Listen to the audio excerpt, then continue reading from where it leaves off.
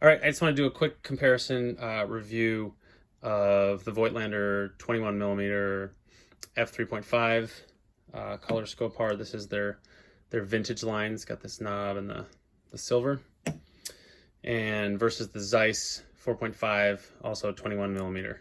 A little bit of background why I'm looking at these two lenses. I take the Nikon Z6 backpacking. And I love the Z6, and I have two other Zeiss lenses for it. This is the Sonar 50mm 1.5 that I adore.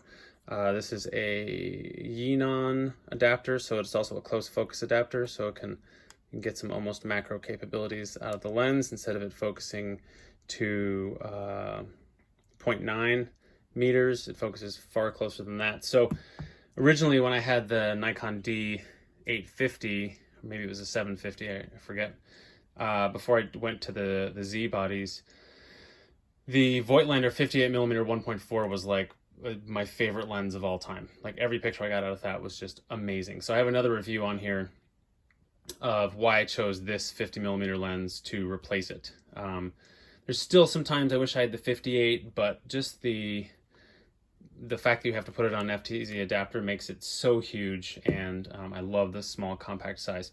I love the small compact Leica mount lenses. I've also got this Voigtlander 35 1.4. It's just tiny, and the low light capabilities are great, just minuscule, and it makes carrying it around really, really great. The other Zeiss I have is the 28, which is one of my favorite focal lengths. That's what I loved about the Fuji X70 camera. I love the 28 millimeter focal length. I think it's just a perfect documenting lens, a little bit wider than 35. You get a little more story in the frame. But I also love this lens, again with the adapter on the Z6. And so what I realized was I went backpacking with these two lenses, and I had the 50 and the 28. And there's many times when you're in the mountains where 28 just isn't wide enough. And my sweet spot is right around 20 millimeters.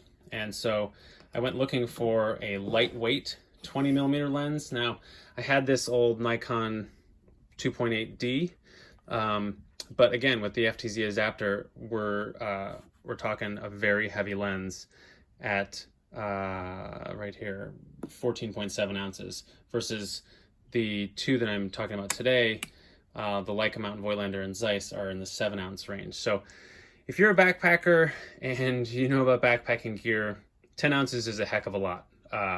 And so if you can cut that weight, by all means, I want to. So I really can't justify bringing the FTZ adapter with me anywhere when I go hiking. So I use it at home. I've got a Nikon 180mm prime D lens that I love, but I'm not going to take it backpacking. So in looking at the other choices, you've got a Nikon 14-30 f4, the Z lens, but it's 17 ounces. Also, I don't find that I like shooting at 14. I don't love the ultra wide look, and it's just a little far from what your eye actually sees for my taste. So it's really in the 20. I would use this. I like the zoom aspect. You could leave it on your camera. You could have the ultra wide and go all the way up to 30. I don't mind it, but given the fact that I already have a couple lenses, I mean, for 17 ounces, that's two of the lenses I already have. So instead of carrying this, I could bring the 50 and the 28, or the 20 and the 28.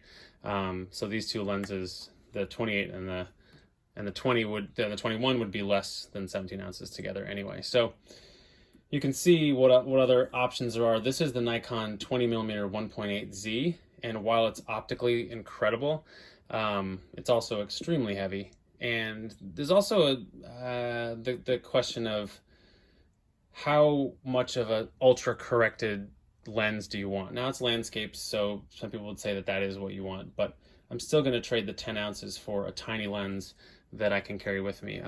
You don't always, I'm not always looking for a 21mm lens, and so to carry more than a pound with me all the time to use it once in a while doesn't seem like a great value proposition. So that's why I'm looking at these two tiny lenses. And I had heard that the Zeiss 2.8 21mm had a problem with these new digital sensors where the light gets spread out and towards the end you get color shifting, but I couldn't find anything specifically about the 4.5. Now the 4.5 weighs a lot less, well, 2 ounces less, but in backpacking terms, that's enough less to care. And I'm using this for landscapes, so I'm not going to be shooting it at 2.8. I don't really do a lot of astrophotography or anything like that. If I did, I would absolutely go for the Nikon 1.8Z.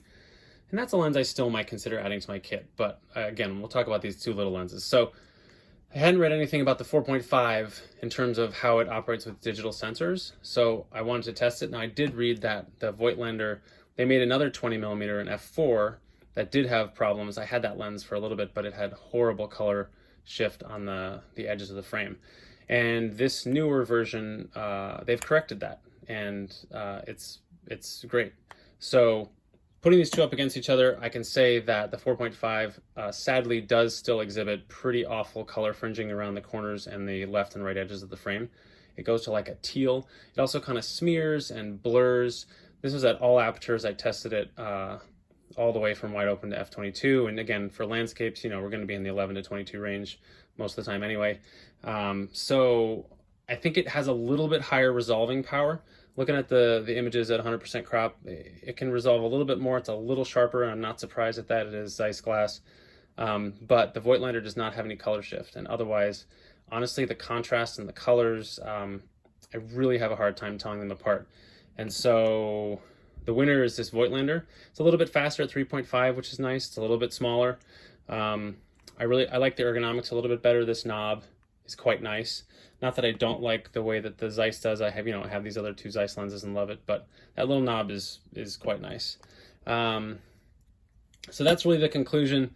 You can't use the Zeiss 21mm 4.5 on a Nikon Z6. There you can correct for the vignetting, but it's a lot harder to correct for the blue shift on the edge and the corner of the frame. I know that I've read stuff that says you can, but most people aren't going to go through an extra step and a plug-in and shooting a reference image and all these other steps. And while these lenses are so close together, there's really, I don't see a reason to go for the Zeiss over the Voigtlander. And just as a last thing, let me take you over here and show you.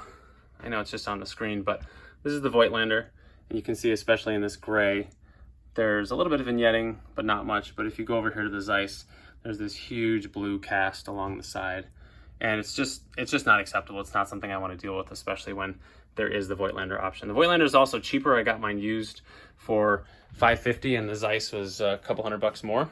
So the Zeiss is getting returned, the Voigtlander stays, and that's all I got for you today.